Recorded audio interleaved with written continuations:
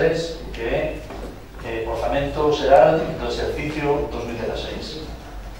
Antes de empezar este punto, que é un punto, sin dudas, importante, quizás un dos máis importantes que un goberno municipal pode ter un pleno, eu quero, antes de nada, agradecer a todos os grupos políticos da corporación a súa implicación, o seu traballo, para que hoxe podamos traer a este pleno os orzamentos de cara a este ano 2016.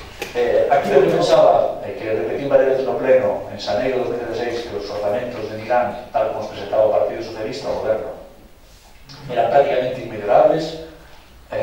Teño que decir que eran mellorables. Eran mellorables porque nos sentamos, porque falamos e porque chegamos, eu creo que a acordos. Chegamos sobre todo a dilucidar realmente o que era máis importante para Milán, porque tamén é certo que non todo o que queremos se pode meter, porque os ingresos son o que son. Pero eu creo que ahora mismo sí que estou seguro de que tamén son mellorables, seguro son unhas moi boas contas para Milán.